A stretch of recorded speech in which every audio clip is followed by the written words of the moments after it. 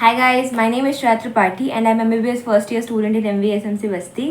तो अब काउंसलिंग के प्रोसेसेस जल्दी स्टार्ट होने वाले हैं, डेट्स आ गई हैं। तो चलो देखते हैं कि काउंसलिंग में कौन कौन से डॉक्यूमेंट्स की रिक्वायरमेंट होती है। तो देखो, सबसे पहले जो चीज़ चाहिए होती है वो होती है अलॉटमेंट लेटर। जब आपकी काउंसलिंग हो जाती है, रिजल्ट आ जाता है, तो आपको एक अलॉटमेंट लेटर मिलता है जिसमें लिखा रहता है कि आपको कौन सा कॉलेज अलॉट हो गया। वो आपको लेके जाना होता है एडमिशन टाइम पे। फिर जो दूसरा चाहिए रहता है वो होता है नीट का एडमिट कार्ड। आई होप आप लोगों ने अपने एडमिट कार्ड रखे होंगे। उसके बाद से हम लोग को चाहिए होता है नीट का स्कोर कार्ड। जो आप लोगों के नीट के रिजल्ट के टाइम स्कोर कार्ड आए हुए होते हैं, जो लेटेस्ट स्कोर कार्ड होगा वो चाहिए रहता है। फिर चाहिए होती है 10th की मार्कशीट और सर्टिफिकेट। अब देखो क्या है ना, पहले क्या होता था कि मार्कशीट और सर्टिफिकेट डिफरेंट होती थी, बट अब क्या हो रहा है कि मार्कशीट और सर्टिफिकेट ना एक ही शीट में होती है। उसमें लिखा रहता है मार्कशीट कम सर्टिफिकेट। तो कोई इशू नहीं है कि ऐसा नहीं है कि भाई अलग अलग चाहिए रहता है। जिसका एक डॉक्यूमेंट है वो एक लेके जाएगा, और जिसके दो अलग अलग है, मार्कशीट और सर्टिफिकेट अलग है, तो अलग अलग लेके जाएगा। सेम चीज़ अब चाहिए रहती है 12th की मार्कशीट और सर्टिफिकेट। जिसके दो हैं वो दो लेके जाएगा, जिसका एक है वो एक लेके जाएगा।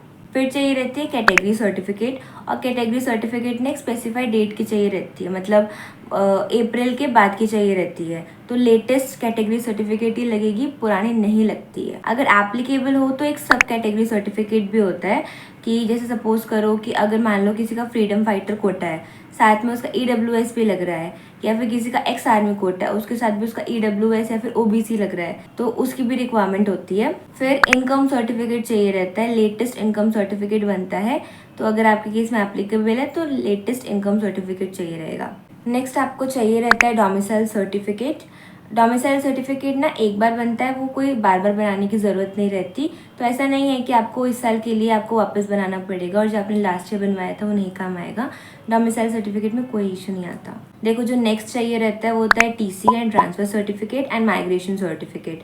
तो जब आप 12th करके आते हो ना, आपको ये दोनों डॉक्यूमेंट्स मिलते हैं, ये आपको सबमिट करने रहते हैं। जो भी लोग अदर कॉलेजेस में एनरोल थे, जिन लोगों ने पार्शियल ड्रॉप ले रखा था, तो जो आपका TC और माइग्रेशन लगेगा ना, वो आपके उस कॉलेज का लगेगा जिसमें आप थे। उसके बाद से आपकी आइडेंटिटी प्रूफ चाहिए, लाइक आधार कार्ड हो गया, पैन कार्ड हो गया, ड्राइविंग लाइसेंस हो गया, पासपोर्ट हो गया, इन सब की कॉपीज चाहिए रहती हैं। उसके बाद से गैप सर्टिफिकेट चाहिए रहेगा। अगर आपने गैप लिया है, मतलब ड्रॉप लिया है, तो आपको गैप सर्टिफिकेट बनवाना पड़ता है। उसके बाद से आपको 8 कॉपीज चाहिए रहती हैं अपने पासपोर्ट साइज फोटो की। तो ये है शॉर्ट समरी।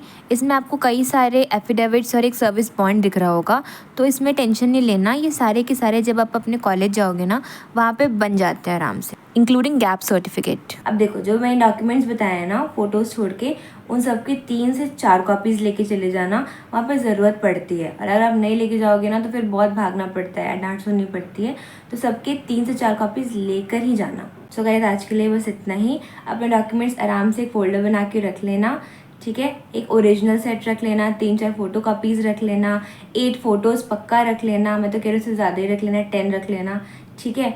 उसके बाद से कोई भी इशू नहीं आएगा, आराम से आपका एडमिशन हो जाएगा। All the very best, bye bye.